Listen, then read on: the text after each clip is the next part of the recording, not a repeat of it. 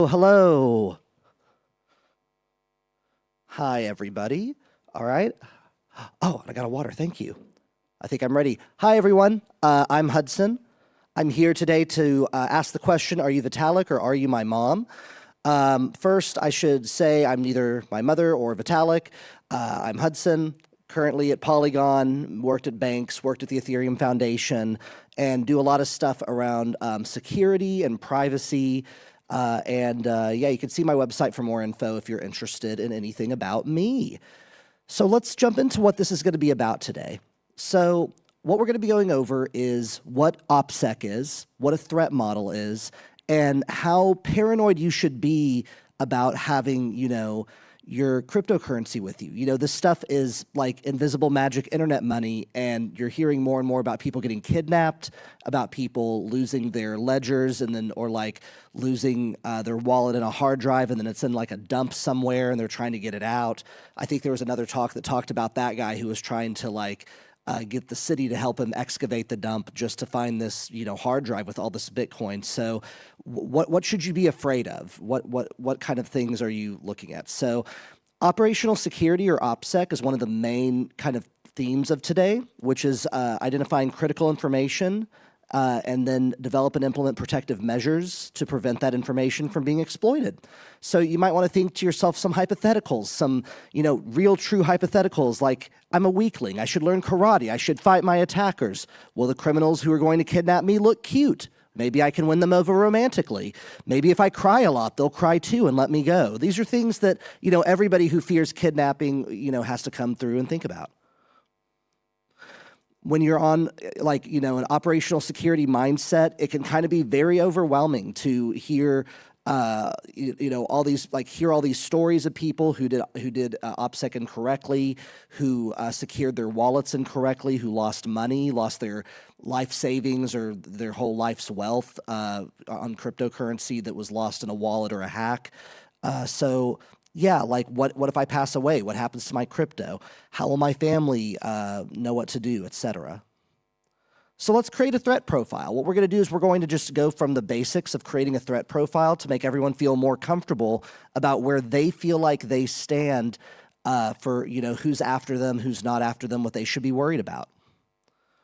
So some people are more at risk than others, and a threat profile can determine who you're protecting against and how paranoid you should be. My mom does not have very much cryptocurrency on her laptop or phone, so she has to take different precautions than Vitalik Buterin, the co-founder of Ethereum, who is likely frequently targeted. So I developed a 3-question quiz to figure out, what level of paranoid you should be, what type of user you are in this situation to develop your threat model. Do you work in a highly visible role in a Web3 space? So like a community member who's talking about a project all the time and is known as one of the leaders in that project, an employee of a project, someone who's a thought leader in the space. Do you have a large amount of cryptocurrency? For the purposes of this, I'm going to say over $1,000 is a large amount. Maybe over 500 is a large amount. We'll talk about that a little bit later. But do you have what you would consider a large amount of cryptocurrency? And are you a signer for a multi-sig treasury on a crypto project? That would also make you potentially a target. Here's the results. If you answered yes to any of those questions, we're going to call you an advanced crypto user. If you answered no to all 3, then you're a general crypto user. Let's go through 2 profiles. The first is Rhonda Jameson, my mom. That's recently from Mother's Day. She's a retired academic curriculum coordinator in Texas. Significantly less crypto wealth than Vitalik. She isn't a public figure until now. And she opens up her wallet a few times a year to check on it. The only time I've seen my mom targeted for hacks or scams is getting emails that come from Coinbase, but they're actually not from Coinbase. They're there to send fake links and try to steal her money. And then we have Vitalik, inventor of Ethereum, significantly more crypto wealth than my mom. Very public figure, daily crypto user, and a target for advanced threat actors. So we're going to start with the general crypto user. That would be my mom. So on the low end, not targeted by advanced threat actors, but get a hardware wallet if you have more than $500 in cryptocurrency or any amount of cryptocurrency that you would feel bad losing. I always like this, I really, really like this concept in gambling, which is don't gamble more than you're willing to lose. Because whenever I go to like Las Vegas or do any kind of gambling activities, even DeFi related, I think to myself, you know, like this is fun money. I'm expecting this to go to zero immediately. Like this isn't even real to me. That's how I treat my hot wallet at home. Like if I were to wake up and I was hacked and my hot wallet was gone, I need to be comfortable knowing that I won't be like kicking myself to a horrendous extent if someone hacks me. So ideally have a hot wallet and a cold wallet, both of them being hardware wallets if possible, even if you're a general crypto user like my mom, unless you have just such a small amount you can throw a little bit on Coinbase and never look at it again, kind of a thing. Now, an advanced crypto user is potentially targeted by advanced threat actors. So you definitely need a hardware wallet, even for your hot wallet and day-to-day transactions. Your hot wallet should have very little crypto wealth on it, and then you get a hardware wallet for your cold storage. So this is very similar to the general crypto user. The main difference is that you want to consider advanced wallet and recovery schemes, some of which I'm going to go over as examples in a little bit. And also keep your personal wallet separate from your multi-sig signing wallets.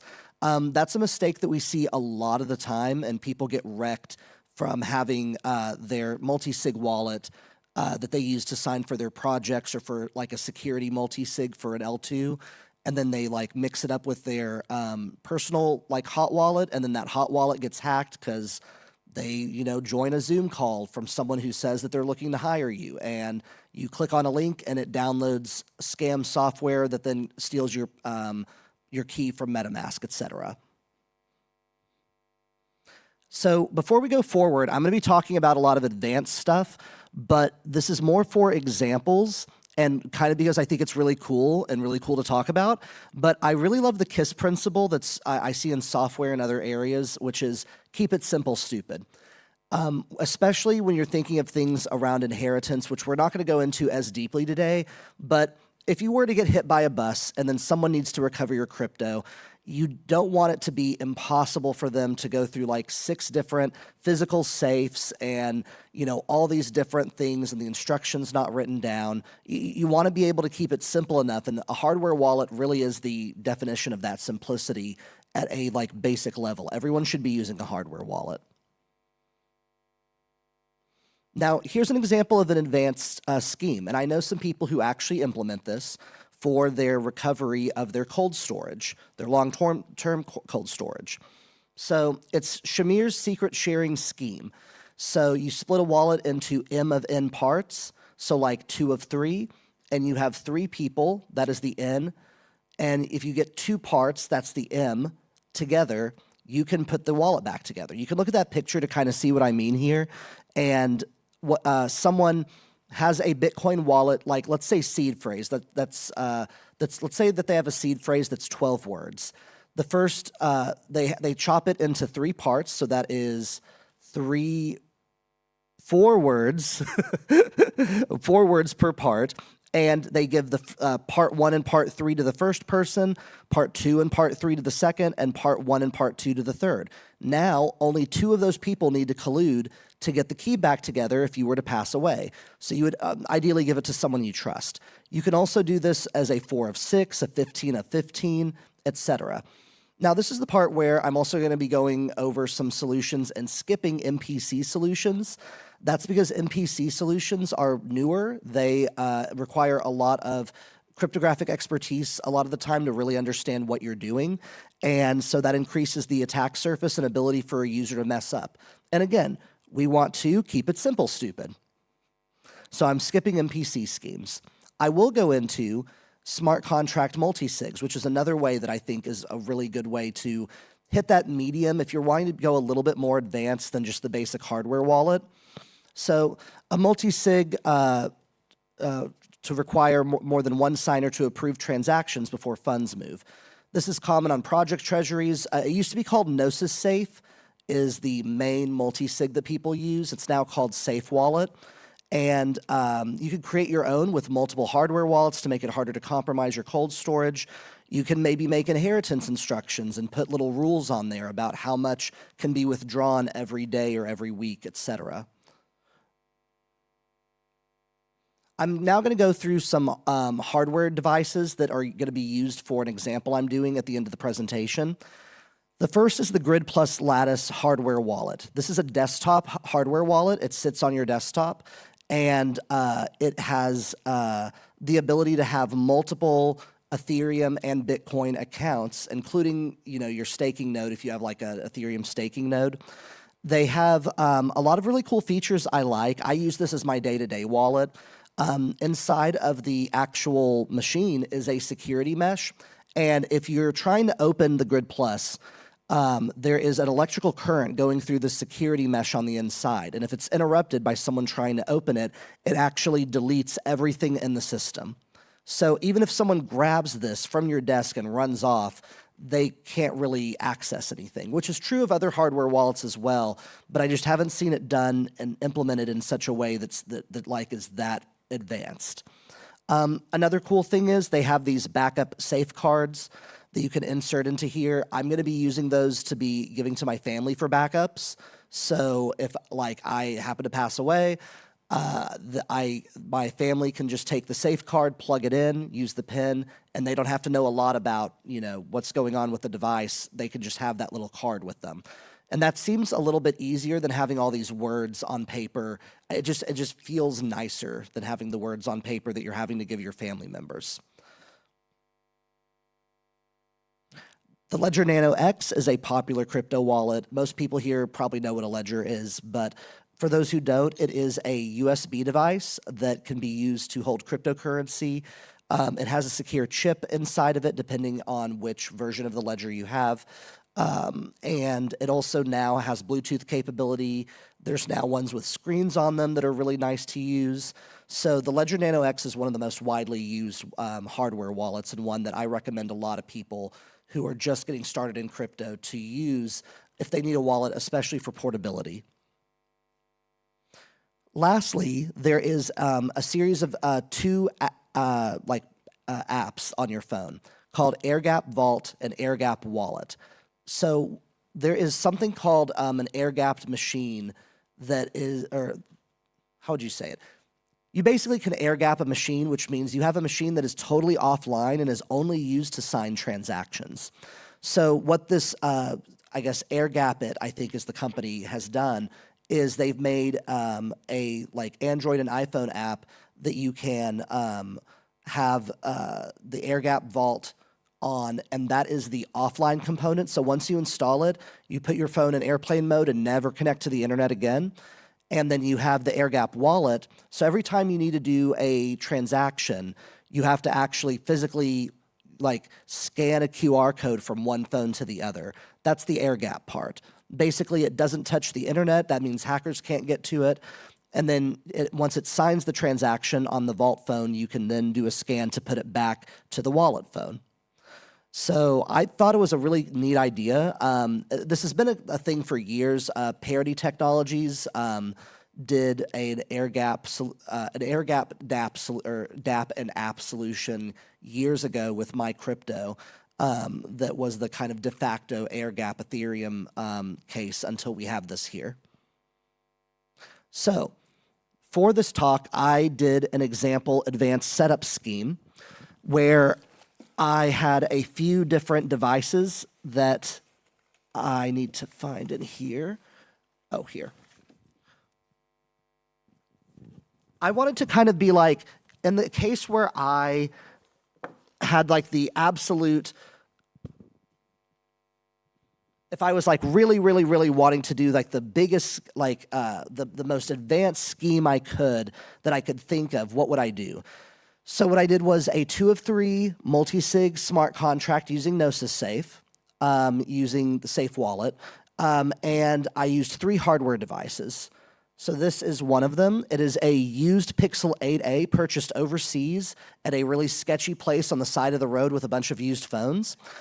I'll tell you in a second why I did it that way.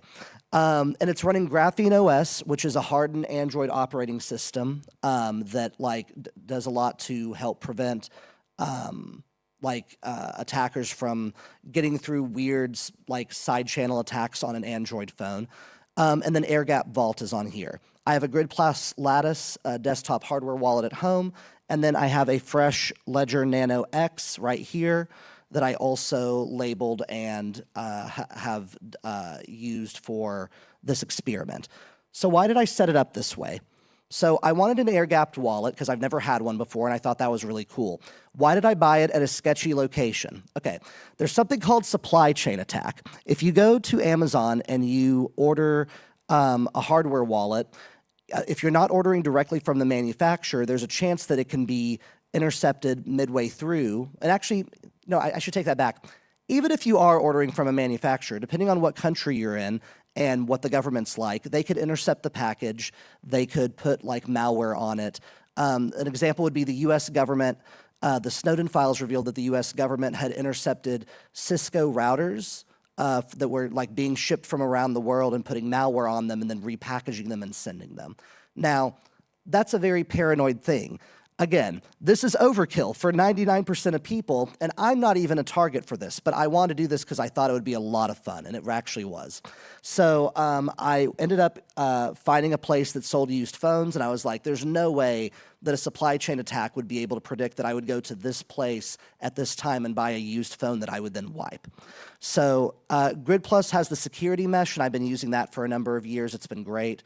I still need portability and usability, which is why if I was I'm not using this for anything, but if I was using this 2 of 3 multi-sig to sign treasury request, I would still have the Ledger and the air-gapped phone that I could use for use to sign even if I'm like traveling. My Grid Plus has to stay at home because it's, you know, like a desktop wallet. So again, I'll just say one last time, this is overkill. I'm not saying to do this. This was like an excuse for me to like live out my cypherpunk dreams of getting air-gapped wallet devices from sketchy places and stuff like that. And it was a lot of fun. So I talked a little bit about inheritance, but not deeply. The reason for that is I could go in an entire new presentation on crypto inheritance. That's something everybody seems to worry about nowadays. For good reason. This book by Pamela Morgan, Crypto Asset Inheritance Planning, A Simple Guide for Owners, is one I highly recommend. I believe it's from 2018, so there's some stuff that is a little bit dated, but overall, it's a really, really good book to get your mind in the right place on what to do with crypto asset inheritance and making sure that, you know, even though you're trying to protect yourself from attackers and whatever your threat model says to protect yourself from, you still have, you know, your family and others who might need to recover your stuff in the event that you pass away. So be always thinking about crypto inheritance. There are new tools coming out all the time that can help with that. And in general, not keeping it too complicated and being realistic about your threat model is really the biggest thing to take away today. Just have a good threat model. Don't overthink everything. Don't do what I did unless you're Vitalik or like someone actually important. Yeah, keep it simple. Thank you. I'll take questions now. Thank you, Hudson. We'll head to the Q&A. Again, if you have other questions, feel free to submit them and upvote the nicest ones over here. So the first one, account abstraction is now common and lots of wallets are starting to pop up that take advantage of it. For example, passkey-based wallets. What mechanism for recovery for the mainstream do you suggest here? I haven't dug into that enough to give an intelligent answer, but I would say it's very exciting. Definitely look into that. Passkeys are a very, very good thing, and I think it's a good way to, along with other things like social recovery, are a good combination to have your crypto be recoverable in the event that you lose access to it for any reason. Yeah. How do you feel comfortable talking about your own security setup in public? Doesn't this concern you? So I was looking at how many times I lied to you. Like I counted because I thought someone was going to ask this question. So I only lied like at least 6 or 7 times to protect some of my stuff. But I will say security through obscurity is not great either. I don't feel yet that I'm an important enough target to actually like for this to matter, especially since you can read about all this yourself. And the setup that I have, I am going to be recycling and doing something else with. So it's like, I could have had all this in the first place. Very last thing I'll mention is I do live in Texas, and gun laws are very permissible there. No one's going to walk into my house and get my shit. Spending limits. Why the F don't we have them yet? What's your opinion on spending limits? Oh, if you use like the Safe Wallet, there are spending limits you can set up even for a one of one. So you can make a smart wallet in Safe app or Safe Wallet and put a spending limit, so you can put like 1,000 ether in there, and then you can only spend up to 25 ether a day. So yeah, there that is that ability, but people don't seem to use it. I think it's just they're worried, like, what if they need to take all of it out really quickly? I think I got that question right. Okay. What's a secure way to purchase a hardware wallet? The most secure way is directly from the manufacturer. If you go to Ledger's website, purchase from Ledger's website. If you go to Grid Plus's website, you could purchase from Grid Plus's website. There are going to be some people in the audience who are like, but wait, didn't Ledger leak like everybody who purchased their shit? And yeah, that did happen once or twice or something, I forget. But I believe that they've fixed that, I hope, number one. And number two, with Grid Plus specifically, I can say that they have publicly come out to say that they do not retain customer records after purchase. So they keep it just so long as until like it basically hits your front porch, and the package does, and then they delete the record. So yeah, that is that's what I would say about that. It's kind of a tough thing because, you know, on where to trust. Oh, I will say though, if you do get like a Ledger and you order it online, go ahead and do a reset on it when you get it. Like, just go through and like go through all the default options or put in an old seed or like a whatever seed you want, and then just do a reset on it. That way, like, just in case someone put a seed on there that they're expecting you to use, you won't be using that immediately. Especially if you have to buy it used, but really don't do that. I'll combine the second and third question. Oh, no, I don't see them. Okay, it's different here. Sorry. Is a zero-state emergency reset actually possible, or are experts able to recover my data? Wait, say that again? Zero-state emergency reset.